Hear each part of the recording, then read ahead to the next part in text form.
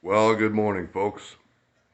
We're getting down near the end of it, and it's occurred to me the last couple of days that I've been procrastinating on doing the final pour on this bar. It's been 3 years since this thing first came in the shop, and 2 years that I've been working on it, and I got one more pour to go, and it's done after sanding and polishing. So, frankly, I've been procrastinating, waiting for conditions to be perfect, and I realized I make the conditions, so it should be ready to go. I've been doing everything I can to avoid doing this final pour the last week or so since I got the legs on. I even mowed the lawn yesterday afternoon in the blazing heat. Um, I've been splitting wood because I got 8 cords I got to put up every year regardless. And I need to get to the sawmill. I got an order of mushroom logs to be finished up in the next day or two that I almost forgot about. Thanks for the phone call, John. So I'm going to do a quick walk around. Today is the day. We are doing the final pour. This is the bar with the legs on it here. Let me back up a little bit, give you sort of a wide shot. There you go. The shelf is in there. It is done. Shelf looks like that. It is kind of hidden, so won't be seen much, but I did add some features underneath. You see I put in a strip of, this is Eastern Red Cedar that I put in the bottom there to kind of give it an accent line. I won't explain the story behind that. Some guys already know it, and we'll leave it at that. But the shelf came out nice, and hopefully they like it. And I'll give you an idea. It's not too low so that it doesn't get kicked, but it is at the right height so that who's ever tending bar can easily reach down to get cocktail napkins or whatever. So everything looks good. The shot glass shelf is done. It's got a gorgeous finish on it. All the edges are done all the way around. I know the light's not too good because the sun's right behind me here. But this is all ready to go.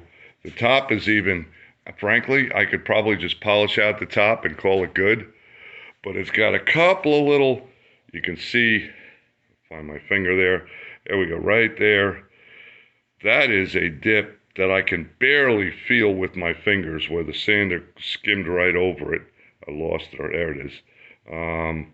And, you know, that's all going to flatten out with this final skim pour that goes on the top. So it's those little things that I'm worried about. There's another one up there. Actually, that's not even a dip. That's just a change in the wood color. That's a grain structure thing right there. You can see the sharp lines of the way the grain came in.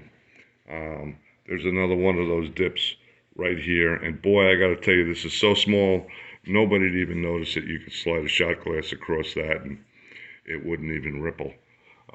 So, you know, try and break this up and keep this.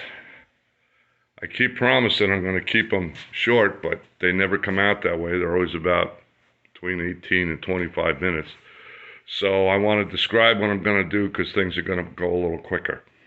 I have already wiped this down this morning. It's been sitting, you know, for a while now since the last top pour.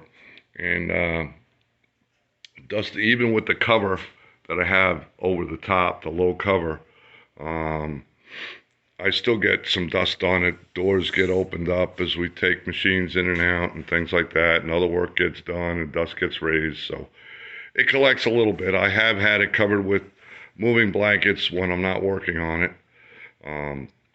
But so I wiped everything down with mineral spirits, and then I did it again, and then I dried it, and you can see it's ready to go. What I have yet to do here is to tape it up. We've already covered taping in another video, so I won't waste any time on that here. And then I have to mix up a pretty good amount of epoxy And I will bring you upstairs for that session and try and keep it short just to show you how I do it, because I haven't covered that yet. It's pretty boring, and I will just make it as short as possible just in case anybody has some curiosity or questions. And then we'll come back downstairs and we will do the pour. After that, just clean everything up, turn out the lights, and leave the building. I got logs to mill. I got mushroom logs to cut today. It's going to get hot in the afternoon. I have further preparation for this today as I have started a fire in the wood stove.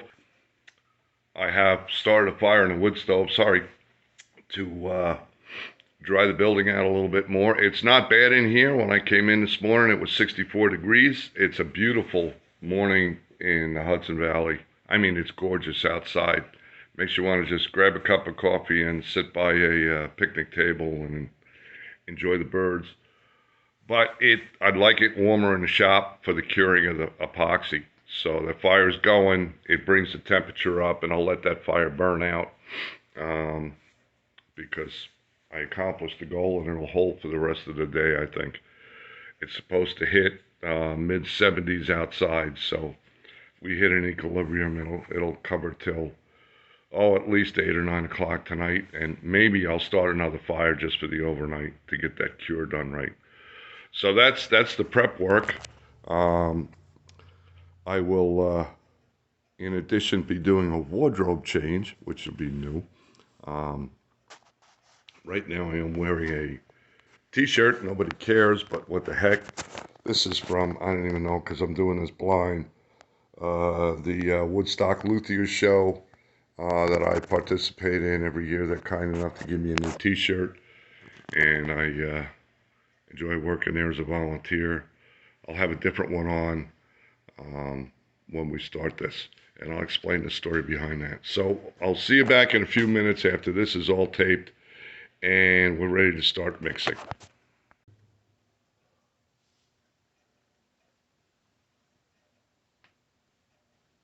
Okay, we're back. First of all, welcome upstairs. I think you've been up here once or twice before, but this is where I mix.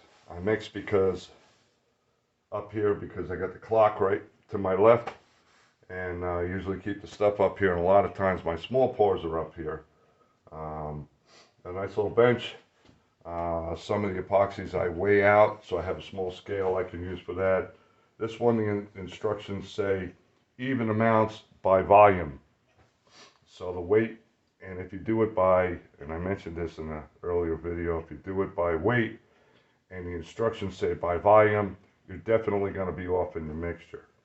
So I have everything I need here. I got a mixing stick. I've got my resin. I have the hardener. I have the target cup that everything's going to get mixed in. These are my 2 measuring cups that are probably almost invisible. They're those throwaway cocktail glasses, one-use cocktail glasses. About 30 years ago, somebody had a huge catered party. They had a half a case of glasses left over, sleeves and sleeves of them, and I've been using them for odds and ends ever since. And now I'm actually getting near the end of them. Only took about 30 years. So that's what I do. I opened this up with a new t-shirt view. The reason I wore this t-shirt today was in the last video I did, episode 17, I had the same t-shirt on. It's now been through the washing machine and back out.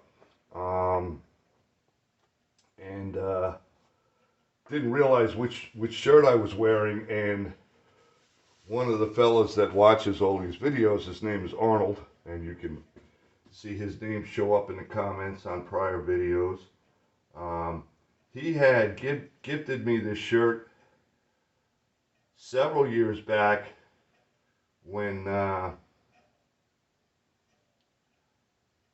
he had some blades for his jointer that are the exact same blades as my jointer, and he didn't need them anymore. So he opted to make a gift to me, so I have a spare set of blades. Whoops, oh, I just spilled it. I'm looking now to make sure my levels in the two cups are the same. This is why I use these cups. I get a visual, and I can be very, very picky about having the same amount of both. And there we go. So I lost a few drops, but that's okay. That cup winds up in the garbage in about 2 or 3 minutes. Anyway, I just don't like to waste it. Anyway, Arnold sent me one of these shirts, and I was wearing it in the last video because I really like it. It's Big Johnson Sawmill. Our wood feels good. And so this time I thought I'd get a proper picture of it because it really doesn't show up. I just dumped this into my mixing cup. Make sure I get everything I can out of this cup so that I don't change the mix ratio. So I scrape it real well. Not quite well enough to mix the drink in this cup later, but I get everything out I can.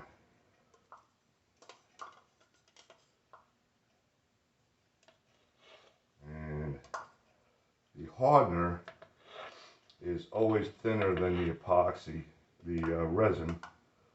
So the hardener I pour first, comes out easier. Yeah, it's not so much that I'm cheap and I'm trying to use it all. It's that I want to keep the mix ratios the same. So if I clean both cups the same amount, I still got a pretty clean mix. Now this is the resin I just dumped in without much fanfare. It's another reason I like these cups. They have straight flat sides, so it's easy to scrape them. The bottom is a little tricky, but no matter what you use, the bottom is always going to be tricky. And about this time I also make note of the time on the clock. Right now it says 10:20. I know I have 12 minutes of mix time, which means at 12:32 this stuff will start hitting the table surface. I try and time it that close. So these two are done. They are clean. Yes, I know they go in the waste stream. Sorry, I'm killing the environment. I have a chair here because 12 minutes of just standing here mixing is boring stuff. So I'm going to leave it at this. That's all you need to know. Follow the manufacturer's instructions to the letter. Otherwise, you got no reason to complain. And I will be doing exactly this for the next 11.5 minutes. And I'll see you when we get down to the table. By the way, I've got the table all taped up. It's still clean. I have all of my tools laying there ready to go. So anything I might need is only 1 or 2 steps away. And we just keep mixing this. It's important to scrape the sides, scrape the bottom, and keep this stuff mixed up well. Because this is where the rubber meets the road. Take the time to do this right and your pour comes out nice. So we'll see you back downstairs when we're ready to pour. Okay, as promised, everything's ready to go, all taped up. This just started turning warm as soon as I hit 12 minutes. Not wasting any time. Now, if you look at the tape on this, you'll see that it kind of tapers and leans in toward the top, because I don't want to have to sand all the radiuses out again. So the more I can, roll that tape around, the better I am. And I may have gone a little short on how much stuff I mixed here, so this is going to be a challenge. Notice I'm going around the edges because I'm more concerned about getting it right up to the edge. The middle is always easy to see where my coverage is and isn't. But there you go. Now, very carefully. And you got to do this kind of slowly, otherwise you push a wave in front of the scraper and it could go over the edge of the tape, and that would not be good because then the tape gets embedded. And oh, that came out nice. Even with this LED light over my head, it can still be tough for me to see because everything reflects.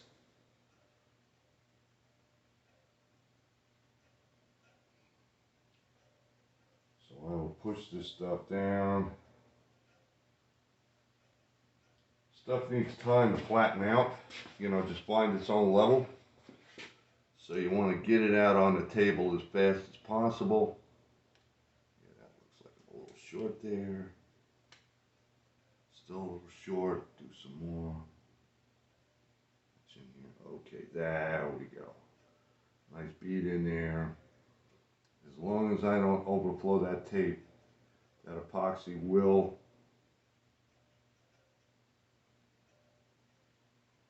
come back out level on the, whoops, general tabletop. Now I'm working underneath here. Gotta go slow because just about overriding that tape. You don't want that.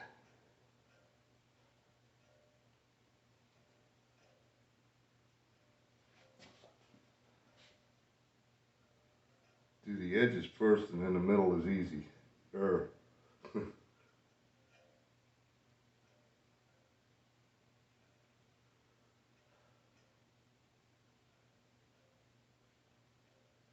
Sorry, this one I can't give you a lot of banter because I'm nervous about final pour, which is why I've been putting this off.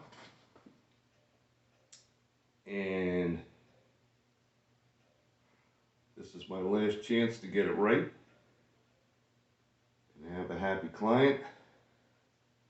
Although I could do as I've had to do in the past and sand it all off and start over. But that means all this epoxy I just mixed up is money in the can.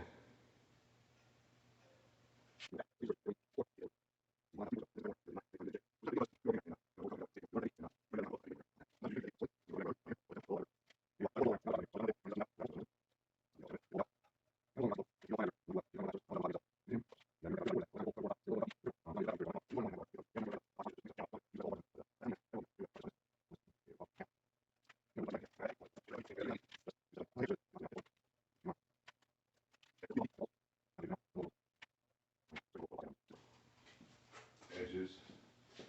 Be right back, just talk amongst yourselves. There. I always forget to bring the torch over, but it's here. Couple steps away. Now this time I got propane. I ran out of map gas. Shouldn't be any different. I always use the map gas because that's what I had in the torch. Up, bubbles are popping, things are flattening.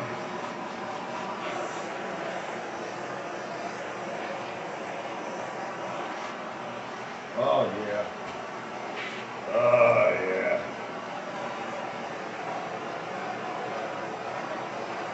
Now, it may look a little bumpy now. Although, change hands. It will flatten out with time. Just want to help it flow. And the heat thins it out a little bit. Not. This has got me worried. I should have had more material. Could I just mix some? Yeah, but you know what?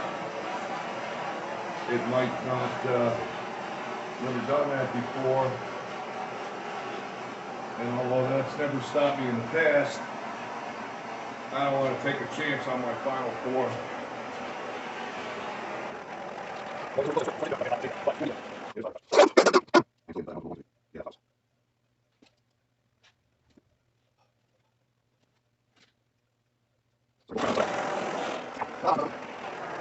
gonna watch a build video and you're watching a comedy show here.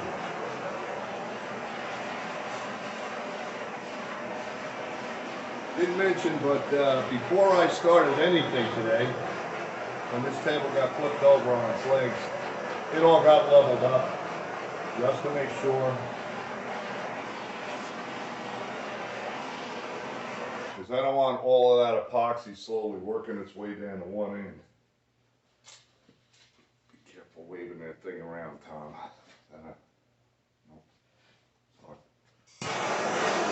And there we go. That is the adventure. Oh, there's another spot. Quite hit. If I don't get adhesion, if I don't get epoxy coverage over every spot, and I got like a little dry spot, it'll never flow into that spot. Or so has been my experience.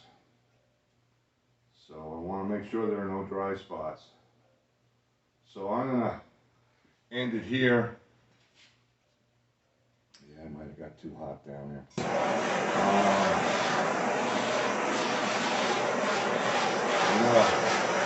Oops, there's another dry spot. You got to look at this in all angles of light. That's better.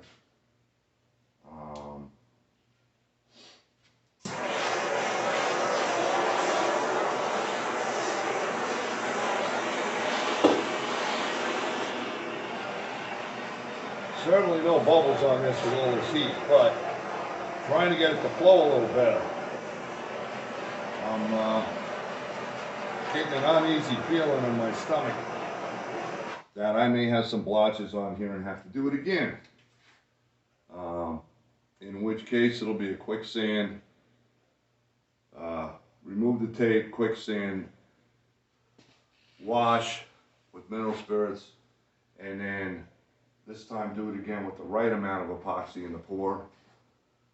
And if nothing else, this is a don't do this video, but I'm looking to make sure everything's, I got no dry spots. Yeah, that's not a dry spot. And I got good coverage in all the corners, just in case this does level out. And I say I have an uneasy feeling, but the truth is, I've had that uneasy feeling before. What's down here? Oh, it's just, and it has leveled out just beautiful. So I'm not gonna make you think that this is a mistake. It's just I'm pushing the limit on how much epoxy I put on. There's another spot. These you gotta miss, because that definitely will not cover, and then I'll have a pocket. That's better. I think that's better. Drill some in the holes. Gravity is going to help me out here with leveling this stuff off. There's another spot. Now I got a air bubble popped up. There we go. That's one. Quite honestly, I don't know how well you can hear me over the torch. Yeah, that's better. I should say that spots that were terrible just a minute ago are all ready, because this was all blotched up right in here, and it's like glass right now. So my confidence is growing that the rest of it's going to flatten out. Now, what do I do from here on out? Well, I can't cover it to keep any dust off. Obviously, that would not be good. But I will very carefully turn off this light without shaking it. I will clean up my stuff, and I will leave the building and go cut mushroom logs, or run the sawmill, or split firewood, or do anything that doesn't include coming inside this building. I'll check it a couple of times as I'm cleaning up. Whoops, another spot. That's why I keep checking it to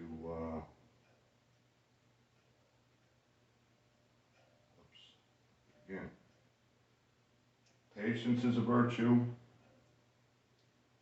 Keep it if you can. It's found seldom in a woman and never in a man. So you gotta be real patient with this stuff. whether it's in your nature or not. Oops. Keep hitting that light. I cannot wait to get this done and get this light and this tarp out of here. Because I keep whacking my head on it. And everybody thinks I'm running some kind of an illegal clinic in here when they walk in the shop.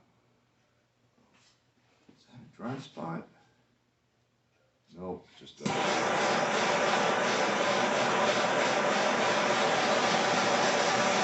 on, Dimple. There we go.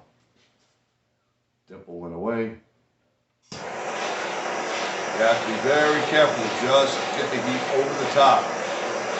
Do not point the torch at the table.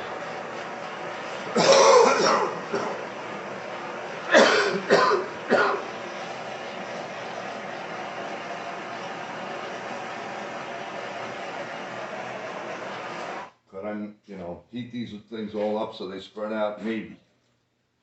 Maybe not. I don't know. But I'm running out of working time. This is getting stiff. So every time I go over it like this,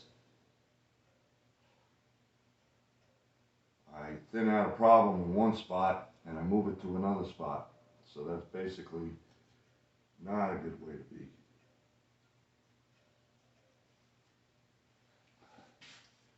Scrape this off again.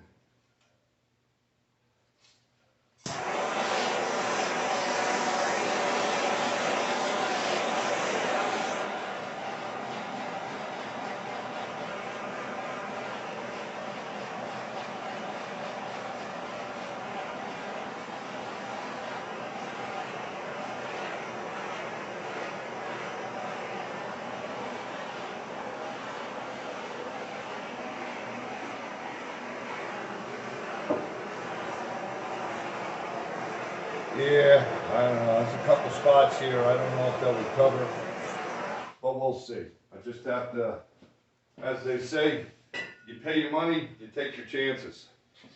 So that's what I'm going to do. I'm already starting to clean up here. Clean the scraper off. There's not much on it. And that's it, folks. That may or may not be the final pour.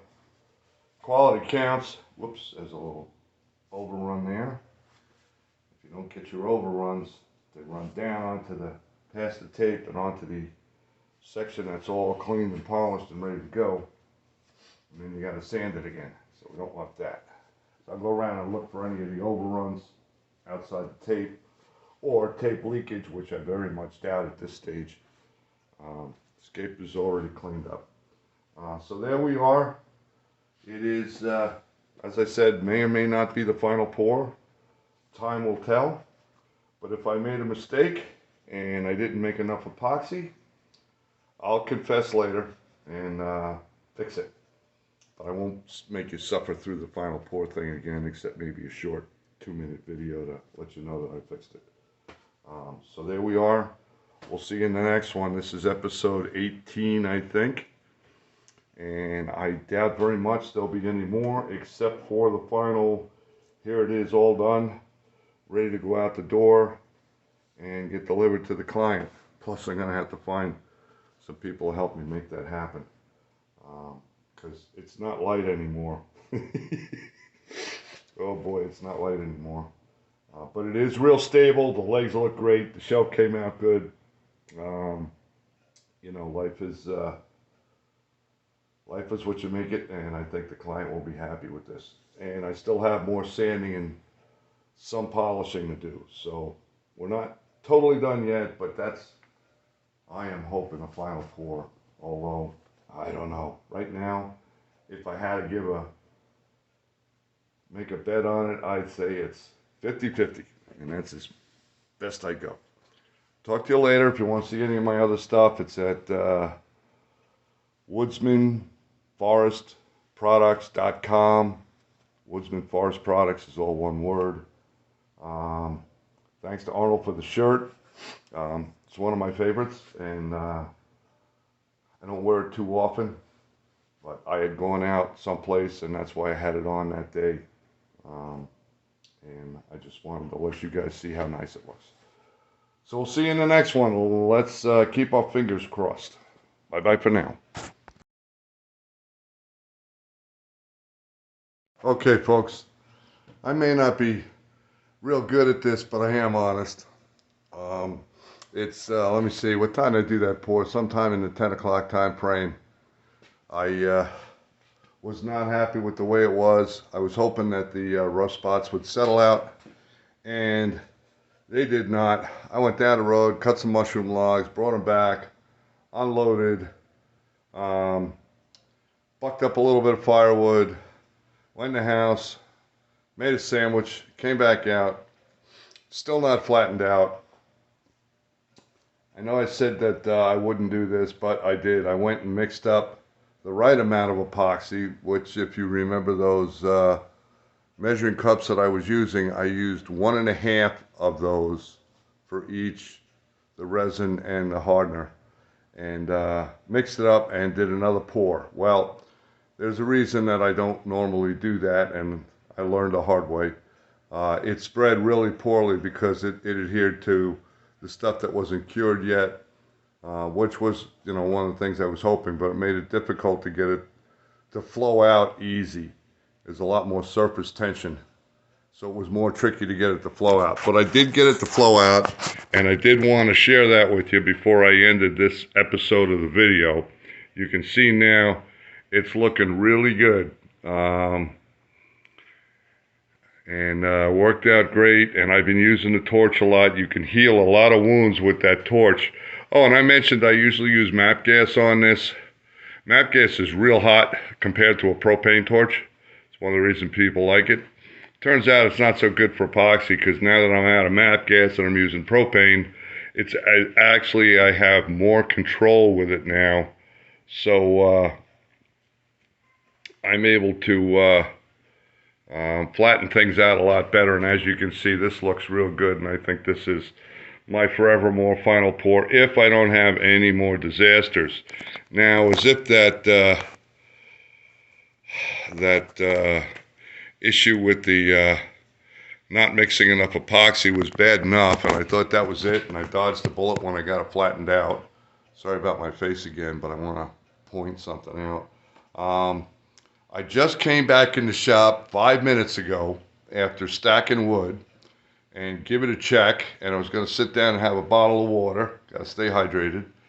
And I'm going to show you a picture somewhere up here in the corner of the frame. I found my worst nightmare. A fly got into the epoxy, and he really tried hard to get out and just quicksanded himself all the way down. I managed to pull him out, but I thought, well, I'm going to have to re-pour the whole top of this doggone fly.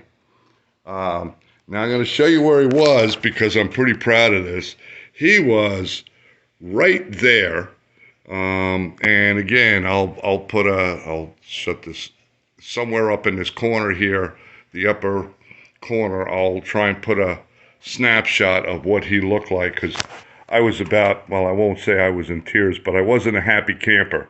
I pulled him out, and you can see that there is no scar. When I pulled him out, there was a pocket there.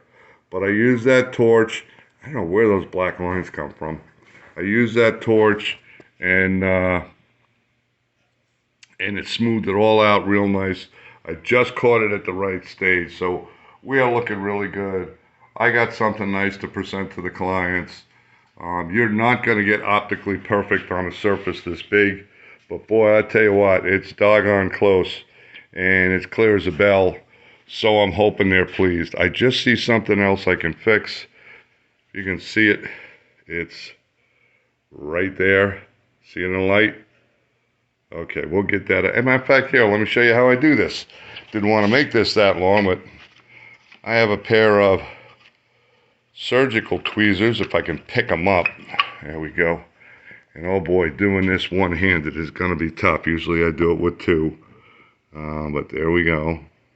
Grab it. I can. Did I get it? Can't see it, it's so small. Got to get it in just the right light.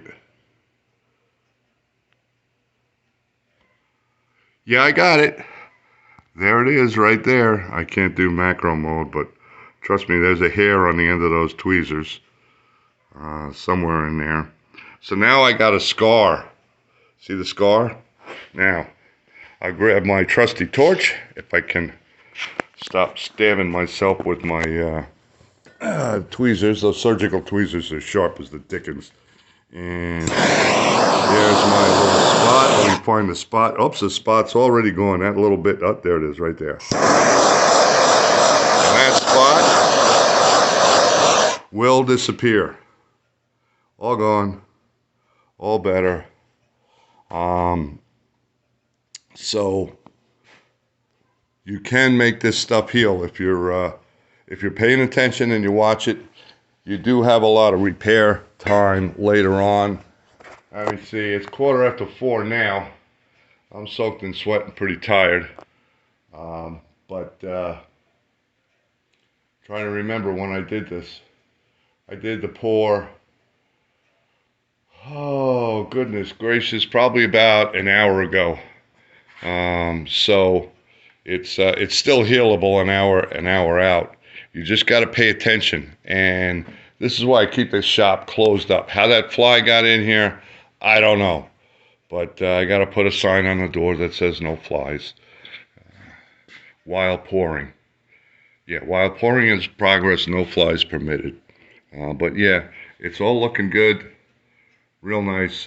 And this is the addendum, and I'll try and put this video together tonight, but it takes a couple hours to get it all done. Actually, more like 3 or 4. And I'd like to get the rest of that firewood stacked so I can empty the trailer and put it back where it goes. Talk to you folks later. See you in the next episode. We should be wrapping it up with some sanding and polishing. That's it for now. Y'all be well, be kind to one another.